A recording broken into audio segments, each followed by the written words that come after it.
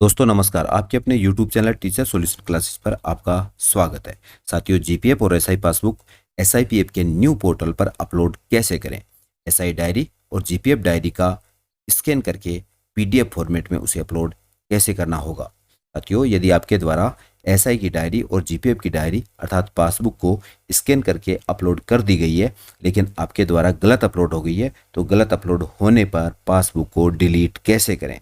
साथियों, संपूर्ण समाधान के लिए इस वीडियो को पूरा देखें। साथियों, इस वीडियो में यह भी बताया जाएगा कि एसआई डायरी और जीपीएफ डायरी को स्कैन करने के अलावा आपके पद स्थापन विवरण को किस प्रकार से अपलोड करना होगा। साथियों, कार्मिक का पद स्थापन विवरण प्रथम नियुक्ति तिथि से लेकर वर्तमान तक आपको संपूर्ण पद स्थापन का दिनांकवार डिटेल देनी होगी। अर्थात आपके द्वारा प्रथम नियुक्ति तिथि से किस दिनांक से किस दिनांक तक कौन से पद स्थापन स्थान पर आपने कार्य किया है। साथियों, संपूर्ण विवरण प्रथम नियुक्ति तिथि से लेकर वर्तमान तक का उसमें दर्शाना होगा। दर्शाने के बाद में आपके द्वारा उसको स्कैन करके और पीडीएफ फॉर्मेट में अपलोड करना होगा। साथियों, यह तीनों ही दस्तावेज अर्थात जीपीएफ की डायरी, एसआई की डायरी और आपका पद स्थापन विवरण तीनों 30 सितंबर तक आपको एसआईपीएफ के न्यू पोर्टल पर अपलोड करना होगा। साथियों, इस प्रकार के संपूर्ण समाधान के लिए यदि जीपीएफ और एसआई पासबुक की डायरी अपलोड करने में किसी प्रकार की समस्या है, तो आप इस वीडियो में संपूर्ण समाधान प्राप्त करने के लिए इस वीडियो को अंत तक देखें। साथ ही अभी तक चैनल को सब्सक्राइब नहीं किया तो चैनल को सब्सक्राइब करें, बेल आइकन प्रेस करें, जिससे कि आपको आने वाले वीडियो के नवीनतम नोटिफिकेशन समय पर प्राप्त हो सकें। आइए देखते हैं संपूर्ण प्रोसेस कि किस प्रकार से आपको एसआईपीएफ के न्यू पोर्टल पर यह अपलोड करना होगा। साथियों, सबसे पहले आपको एसएसओ लॉगिन करना होगा। एसएसओ लॉगिन करने के बाद में कुछ इस प्रकार से आपको होम पेज दिखाई देगा। साथियों, इसमें यहाँ पर सबसे पहले दिया हुआ है state insurance and provident fund. उसके बाद में यहाँ दिया हुआ है new portal, state insurance and provident fund का न्यू पोर्टल। साथियों, आपको इस टैब पे क्लिक करना होगा।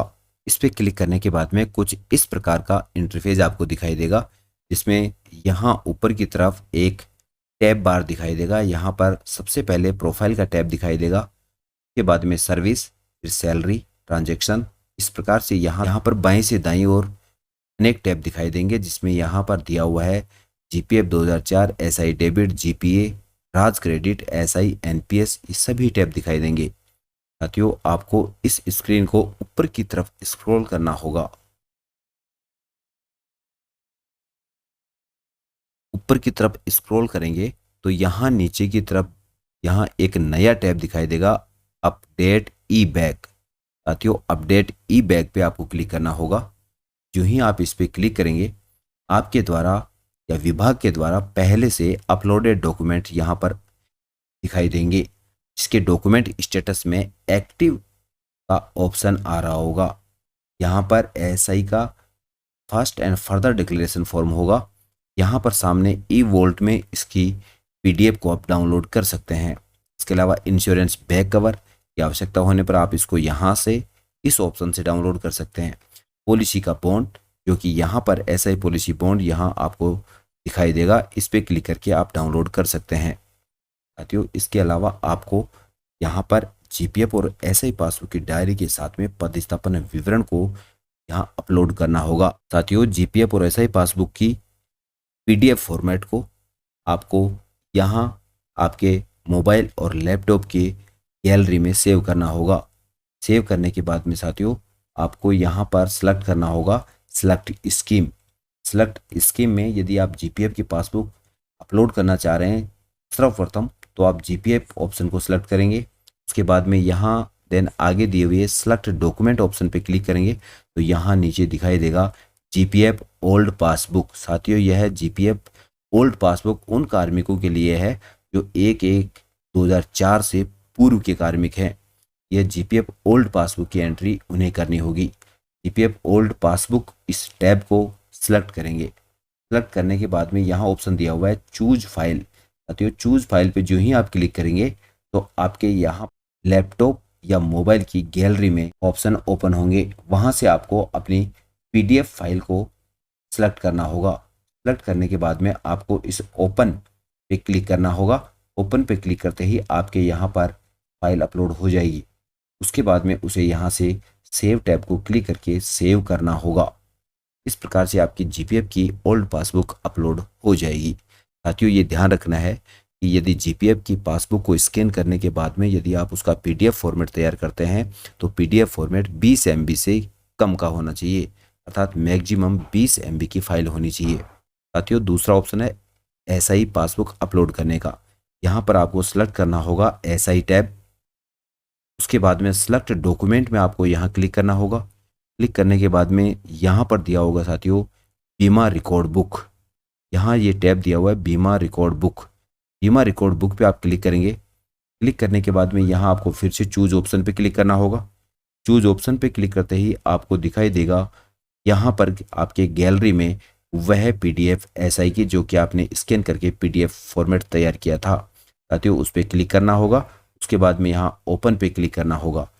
ओपन पे क्लिक करते ही साथियों वह फाइल आपके यहाँ चूज फाइल पे शो होने लगेगी। उसके बाद में सामने दिए हुए सेव टैब पर क्लिक करना होगा। इस प्रकार से एसआई और जीपीएफ की पासबुक अपलोड सफलतापूर्वक हो जाएगी।